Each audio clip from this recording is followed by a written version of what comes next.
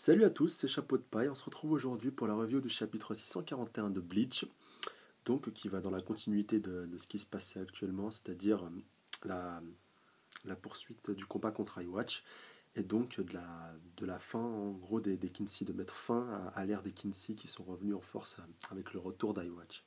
Car avant le début de cet arc, on croyait que Uri Uechida, donc le principal rival de Ichigo dans Bleach, était le dernier Kinsey, donc il n'en était rien.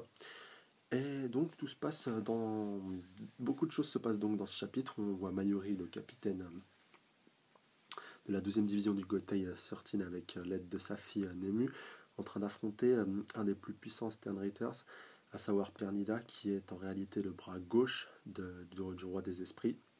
Donc maintenant c'est Iwatch le roi des esprits. Après je me rappelle plus exactement le lien qu'elle avait, si Pernida avait un lien avec l'ancien ou avec Iwatch directement. Bref, quoi qu'il en soit, Pernida c'est une Kinsey. Et Les, euh, et donc les Shinigami doivent tout faire pour l'arrêter, elle ainsi que tous les Kinsey, et Pernida fait partie des plus puissants. Donc voilà, j'ai fini de recontextualiser. Donc dans ce chapitre, on apprend que c'est la suite du combat entre Pernida et Mayuri. Et Mayuri qui veut mener des expériences sur Pernida, car c'est une créature, enfin un Kinsey en l'occurrence, très particulier. Et, il espère pouvoir la vaincre et entre guillemets un peu sans la tuer pour pouvoir faire des expériences sur elle et pouvoir l'étudier surtout. Donc il a mis au point un plan avec, euh, avec des vapeurs de narcotiques pour pouvoir l'arrêter. Et Nemu doit être d'une grande aide pour lui, elle doit être un peu la clé de son plan pour l'aider à mettre en place ce stratagème pour pouvoir immobiliser Pernida.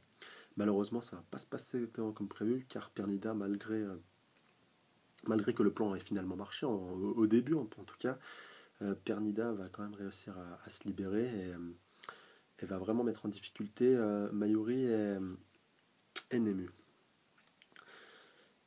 Donc voilà, le chapitre il s'achève là-dessus sur la contre-attaque entre guillemets de Pernida sur Mayuri. En fait, on voit sa grande main qui commence à chuter sur Mayuri. Et le chapitre donc se termine là-dessus. Alors il y a plusieurs petits éléments dans ce chapitre qui sont assez intéressants. À savoir, dès le début, en fait, Nemu se rapproche, Nemu va voir directement Mayuri pour lui donner un bout de son corps qui devait donc lui servir pour se régénérer les parties de son corps qui se désagrègent, enfin s'il perd un bras au cours du combat et tout.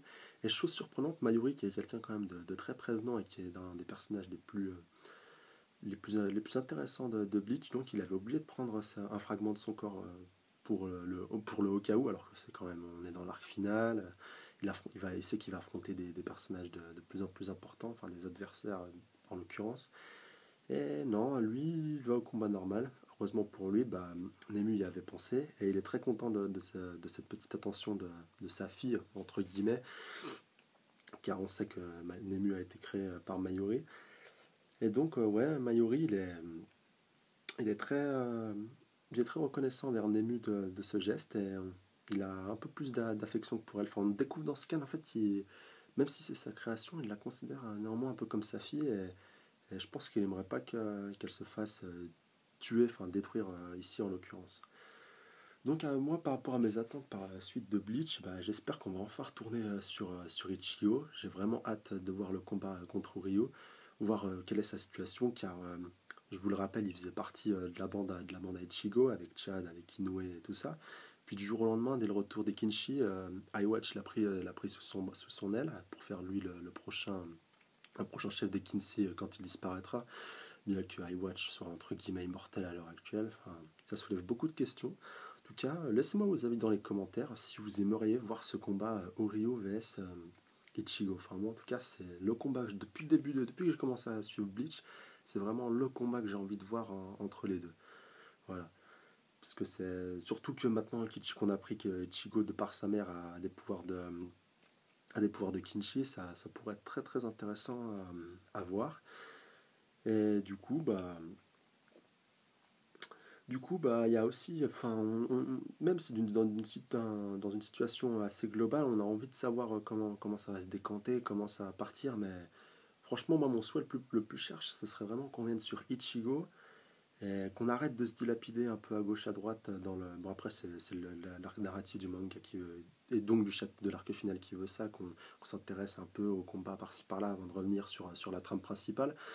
Mais ouais, j'aimerais vraiment qu'on revienne sur Ichigo, mais qu'on arrête de tout le temps rentrer dans les détails à chaque adversaire. C'est vrai que c'est un peu intéressant, mais ça devient assez lassant. Et je pense que beaucoup de monde a arrêté Bleach, enfin temporairement ou pas, dans cet arc final à cause de la lenteur. Enfin, on a même dépassé de la lenteur de One Piece, c'est dire. Mais bon, One Piece, au moins, c'est pour une bonne raison. On approfondit les personnages parce qu'on sait qu'on va les réexploiter plus tard. Voilà. Et là, pour Bleach, enfin, vu qu'on est dans l'arc final, je vois pas l'intérêt de développer plus que ça des personnages qu'à la fin, soit ils vont mourir, soit on verra plus. Enfin, ça fait un peu comme dans Naruto enfin après pour des persos comme Itachi et tout, c'est un peu le mauvais exemple, mais je sais pas, par exemple Deidara, voilà. Deidara, c'était pas un personnage si important que ça. Lors de son combat contre Sasuke, le gars il a quand même droit à deux trois chapitres de flashback, enfin par rapport à son intégration dans la Katsuki, le flashback il sert pas vraiment à grand chose quoi. Et là, comme vous pouvez le voir, il y a déjà quelques scans, on avait le droit à toute une série de flashbacks, etc. sur certains Kinchi. Moi, enfin, je trouvais vraiment pas ça intéressant, quoi. Voilà. En tout cas, j'espère que ça va se recentrer sur la trame principale et qu'on va enfin.